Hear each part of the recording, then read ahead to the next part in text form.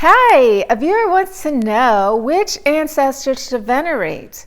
So if you have that question too, stay tuned and I'll tell you what I think.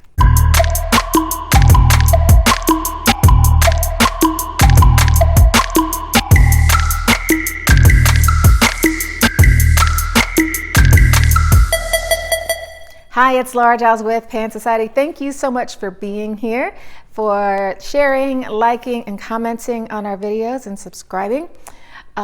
When you do that, you send us a little love for the effort that we put into to make the videos, and it helps to boost our rankings on Google. It says, hey Google, we like them, and then Google likes us back. So please keep doing that. Thank you so much. So ancestor veneration. It seems like it should be straightforward. Your ancestors are the people who came before you who died, right? Well, actually not that easy. Because your ancestors, first of all, are not just the people who died, they're the people who died well. So they're the resolved dead. So lots of people didn't have ancestor honoring practices, no funeral rituals. Maybe they are still hanging around. Maybe they're restless dead. And those are not the people that we're talking about. So you want to go back to, you get to a place where you can kind of guess that these people had practices where they're dying well. Now, this doesn't necessarily mean pre-Christian, because there were some Christian practices too where people had services and rituals, and still to this day where that can happen. So you might need a little data on what your ancestors did, or you could do it intuitively. If you have a connection with your people, you can ask them, you can feel it. Another thing to think about is, what if you're adopted, or what if you have foster parents? So we're going to consider the people who reared you your ancestors. So if they have a really important connection to you and your identity, we're going to include them even if they're not blood relatives. Let's say that your family was not nice. Are you going to include them on your altar, or are you going to venerate them?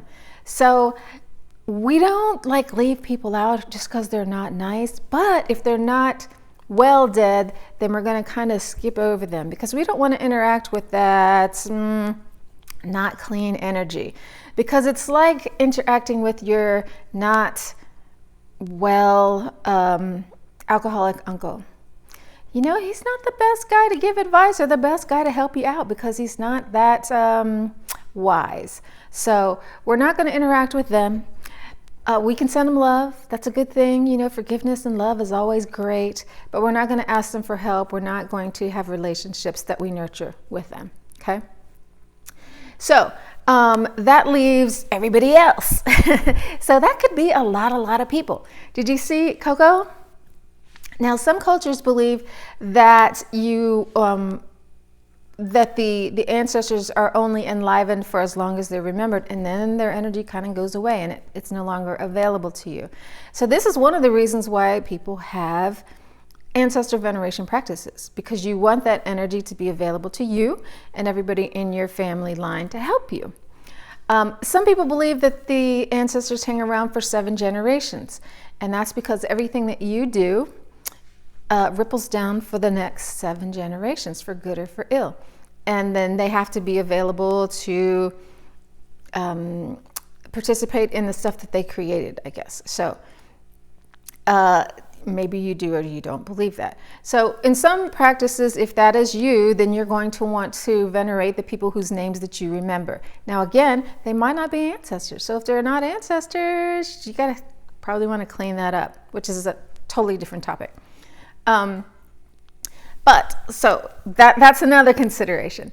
Some people do it by following the X and the Y chromosome. So they include mother's mother, mother's father, father's father, father's mother, and on back. So your father's mother's father, is that right? Father's mother's father? Yeah, wouldn't be in that included. The way that I do it, I love all my people, and I have lots of names. I have lots of stories, so they are alive to me. I include all of them. because I can't pick and say, well, I only like this ethnicity, I only like that ethnicity, I only like these people. All of them are me. And it could be because, I knew those people in life. So I think a lot of it is going to be personal choice. You may have an affinity for one culture over another. You may have ancestors that call to you. Maybe you see this weird guy in a dream and you're like, hey, where did this Eskimo guy come from? And then you look at your ancestry and be like, we had those people in our line. So, it could be something like that. So I guess what I'm saying is, bottom line is, it's totally up to you. You have to follow your heart and your guidance and do what makes sense to you. What I would be careful of is making stuff up. So we have lots of family lore who says, oh, our ancestors came from here, and this is the story, blah, blah, blah. And then you find out it's not true. That's just me. I like to have, a little balance, go by my gut and my feel, as well as what I know from history. And sometimes, this history is going to be a little obscure or hard to get. So for instance, when I went to Egypt for the first time, I felt a crazy connection. But, it's magical Egypt. Who doesn't, right? And everywhere I went, people were like, oh, you're Egyptian, you're Egyptian. I'm like, no, not Egyptian. And they're like, oh, your grandfathers. No. And then, oh, your grandfather's grandfathers. I'm like, no. But guess what? 3,200 years ago, there's an Egyptian ancestor right there. So you never know. Maybe you can't get proof because it's just hard to come by. But if you're interested in that, there is DNA services, and you can pop your ancestry into GEDmatch, and it'll give you those archaic things, and you can find a lot of stuff. A lot of people have done history, and if they're on ancestry.com, then their charts there is your charts there. Their family is your family. So lots of different ways to find out about who your people are. Stories are really, really important. You'll find some weird thing, and you'll be like, oh my God, our family does that. We believe that. Is that where I heard that story? And it turns out it's hundreds of years old or thousands of years old. So it's really, really cool to get those validations.